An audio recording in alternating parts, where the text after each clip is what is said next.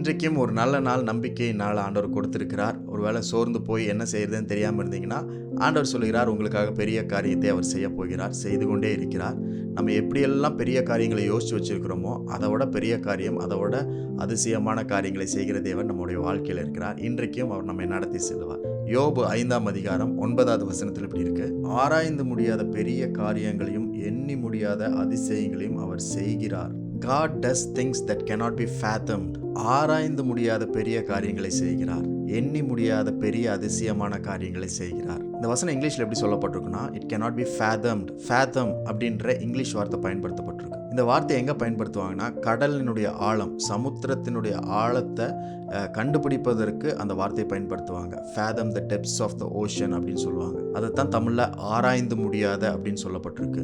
கடலினுடைய ஆழத்தை ஆராய முடியாத, அது யாருனாலும் எட்ட முடியாத, யாருனாலும் பார்க்க முடியாத ஒரு ஆழம் தான் சமுத்திரத்தின் ஆழம். தேவன் செய்கிற காரியம் அப்படிப்பட்டதாக இருக்கும். எண்ணி முடியாத பெரிய காரியங்களை செய்கிறார். அப்படின்னா யோசனையில் எண்ண முடியாத காரியங்களும் சரி, நம்பர்ஸில் எண்ண முடியாத காரியங்களும் சரி, நட்சத்திரத்தை எண்ண முடியாது, கடற்கரை மணலை எண்ண முடியாது, இல்லைன்னா இந்த யூனிவர்ஸ், ஆகாயம், விண்வெளி எவ்வளோ பெரியது அப்படின்றது நம்மளால யோசித்து பார்க்க முடியாத காரியம். அப்படிப்பட்ட காரியங்களை செய்கிறவர் தான் நம்முடைய தேவன். பல நேரங்கள் நம்ம என்ன பண்ணுவோம்னா, தேவன் எப்படிப்பட்ட காரியங்களை செய்வார் அப்படின்னு சொல்லி நம்ம எண்ணி விடுவோம், நாம் யோசித்து விடுவோம். சில காரியங்களை ஆராய்ந்து வச்சிருப்போம், ரிசர்ச் பண்ணி வச்சிருப்போம். எதன் அடிப்படையில் இப்படி செய்கிறோம் அப்படின்னா, கடந்த காலத்தில் பாஸ்டில் ஆண்டவர் நம்மளுக்கு எப்படி அற்புதம் செஞ்சார், எப்படி நம்மளை வழி நடத்தினார், விடுதலை செய்தார் அப்படின்ற எக்ஸ்பீரியன்ஸை பேஸ் பண்ணி சில காரியங்களை ஆராய்ந்து வச்சுருப்போம், சில காரியங்களை எண்ணி வச்சுருப்போம், யோசித்து வச்சுருப்போம், இமேஜின் பண்ணியிருப்போம்.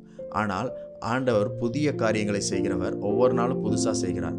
அப்போ இதுவரைக்கும் நீங்கள் செஞ்ச ஆராய்ச்சியை விட அதிகமான காரியத்தை ஆண்டவர் செய்வார். ஒருவேளை உங்களுக்கு முன்பதாக பெரிய சேலஞ்சஸ் இருக்கலாம், சவால்கள் இருக்கலாம்.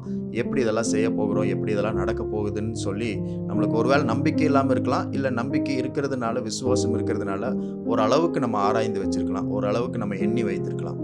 ஆனால் கர்த்தர் ஆராய்ந்து முடியாத காரியங்களையும் எண்ணி முடியாத காரியங்களையும் செய்கிறார். ஒருவேளை நீங்கள் ஆராய்ந்து வைத்திருக்கிற, நீங்கள் அளந்து வைத்திருக்கிற, நீங்கள் யோசித்து வச்சிருக்கிற காரியங்கள் நடக்கலாம், நடக்காமல் போகலாம். ஆனால் கர்த்தர் செய்யும் பொழுது அதோட பெரிய காரியத்தை தான் செய்வார், அதோட ஆழமான காரியத்தை தான் செய்வார். இதுவரைக்கும் மனிதர்கள் பார்த்த, இல்லை நீங்கள் பார்த்த ஆழத்தை காட்டிலும் இன்னும் ஆழமான காரியங்களை தேவன் செய்வார். Always he exceeds our expectation and always God surpasses our understanding. தேவன் எப்பொழுதும் நம்முடைய புரிந்து கொள்ளுதலையும் நம்முடைய அறிந்து கொள்ளுதலையும் தாண்டி அதிகமான பெரிய காரியங்களை செய்கிறார். இன்றைக்கும் அப்படிப்பட்ட ஆராய்ந்து முடியாத பெரிய காரியங்களை செய்கிற தேவன் உங்கள் வாழ்க்கையில் இருக்கிறார். இன்றைக்கு மட்டும் கிடையாது, வருகிற நாட்களிலும், இனி எத்தனை நாட்கள் இருந்தாலும் சரி, ஒவ்வொரு நாளும் இதை நினைத்து கொண்டே இருங்கள். உங்களுக்கான பெரிய ஆழமான ஆராய்ந்து முடியாத அதிசயமான காரியங்களை செய்கிற தேவன் இன்றும் உயிரோடு இருக்கிறார், இன்றும் உங்களோடு கூட இருக்கிறார், இன்றும் அவர் பெரியவராக இருக்கிறார்.